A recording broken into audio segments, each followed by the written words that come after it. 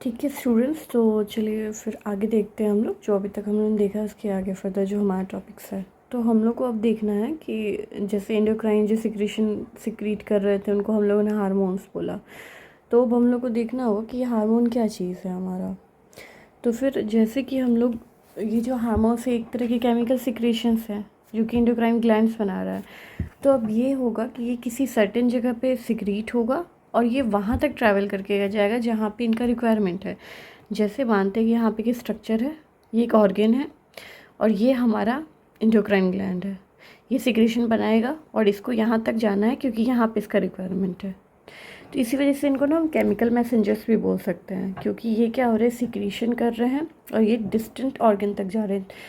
मतलब जहाँ पे इनका सिक्रीशन है, जहाँ पे इनका रिक्वायरमेंट है, वहीं पे ये सिक्रीट नहीं हुए। जहाँ तक इनको जाना है वहाँ तक इनको ट्रैवल करके जाना होगा, तो ये सिक्रीशन कहीं अलग होगा और फिर ये ट्रैवल करके जाएंगे वहाँ तक जहाँ पे इनका रिक्वायरमेंट है।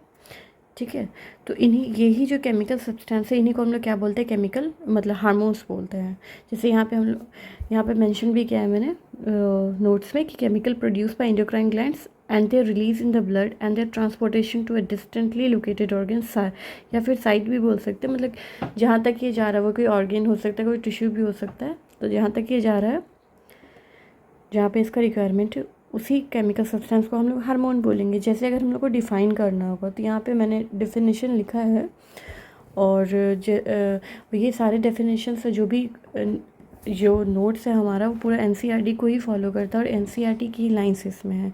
तो आप इसको कहीं भी किसी भी क्वेश्चंस में और अपने आंसर्स में इसको आसानी से मेंशन कर सकते हैं। ये बहुत ही एक्यूरेट और सही आंसर जाएगा आपके क्वेश्चन के लिए। तो एनसीईआरटी ने ही लाइन लिखी है हार्मोन्स के डेफिनेशन के बारे में, जिसमें मैंने यहाँ लिख रखा है hormones can be defined as the non nutrient, क्योंकि ये न्यूट्रिएंट्स नहीं है।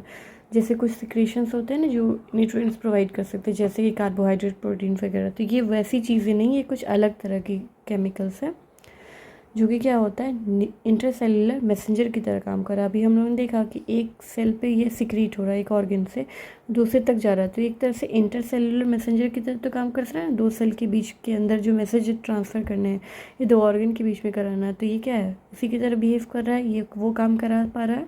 इसलिए इसको हम लोग इंटरसेलुलर मैसेंजर्स भी बोल सकते हैं। और इसका एक बहुत इंपॉर्टेंट फीचर है हार्मोन्स का कि ये बहुत ट्रेस मतलब बहुत कम अमाउंट में प्रोड्यूस होते हैं, मतलब बहुत ज़्यादा ये प्रोड्यूस नहीं होते हैं।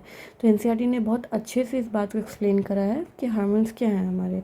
तो आप इस चीज़ को, अगर हार्मोन्स आता है, what do you mean by hormone, what is hormone, ये जनरली एक नंबर के क्वेश्चन में पूछे जा सकते हैं। तो अब हम बता सकते हैं कि नॉन न्यूट्रिएंट्स केमिकल्स होते हैं जो कि इंटरसेलुलर मैसेंजर्स की तरह बिहेव करेंगे और ये बहुत कम अमाउंट में बनते हैं। मेरे को लग रहा है कि आप लोगों को ये चीज़ें क्लियर होंगी। नेक्स्ट हम लोग चलते हैं एंडोक्राइन सिस्टम के बारे में। जब हम लोगों ने ग्लैंड्स देख लिया, एंडोक्राइन देख लिया, अब हम लोगों ने जान लिया कि हार्मोन्स क्या चीज़ें हैं। तो अब हमारा जो फर्दर पॉइंट है वो ये जानना है कि एंडोक्राइन सिस्टम क्या है हमारा। तो ये जो सिस्टम बन रहा है, ये ग्लैंड्स जो एंडोक्राइन ग्लैंड्स मिलके जो सिस्टम बना रही हैं, बहुत सारी एंडोक्राइन ग्लैंड जो आगे हम लोग पढ़ेंगे कि डिफरेंट तरह की एंडोक्राइन ग्लैंड्स है। जैसे हमारी पिट्यूटरी हो गई, उसके अलावा ये और भी ग्लैंड्स है। तो ये सारे जो ग्लैंड्स मिलकर जो सिस्टम बना रहे हैं, इन्हीं को हम लोग एंडोक्राइन सिस्टम बोल देंगे। अब एक बहुत इंपॉर्टेंट बात आ रही है जो हम लोगों ने पहले अभी पढ़ा है नर्वस सिस्टम के बारे में। तो हम लोगों ने देखा था कि जब नर्वस सिस्टम में एक्सॉन जो होता है, जब डेंड्रॉन से साइनेप्सिस करता है, जुड़ता है, तो वहाँ पे केमिकल मैसेंजर सिक्रीट होते हैं। अब यही केमिकल मैसेंजर्स क्या हैं, तो हमारे हार्मोन्स। यहाँ पे उन्हीं की बातें हम लोग कर रहे हैं, हार्मोन्स की बातें कर रहे हैं। तो क्या होता है कि जो हमारा पूरा सिस्टम है ना, ये हमारा जो कंट्रोल एंड कोऑर्डिनेशन वाला सिस्टम है, कैसे हमारी बॉडी कोऑर्डिनेटेड होती है, तो इसमें सिर्फ हमारा ब्रेन इन्वॉल्व नहीं है, एंडोक्राइन का बहुत इंपॉर्टेंट रोल है। तो इसलिए यहाँ पे जो मैंने एक पॉइंट डाला है कि nervous system and the endocrine system jointly coordinate, दोनों आपस में मिल करके कोऑर्डिनेट करते हैं और नॉर्मल जो हमारी बॉडी की फंक्शनिंग है इसको ये करा पाते हैं। तो इन दोनों सिस्टम का ये अलग अलग वर्क नहीं करती, ये अपना अपना इंडिपेंडेंटली अपनी चीज़ों को करेंगे, लेकिन इनका जो कोऑर्डिनेशन आपस में रहता है ताकि हमारी बॉडी का कोई भी फंक्शन सही तरह से हो पाए। आई होप यहाँ तक की चीज़ें आप लोगों को क्लियर होंगी।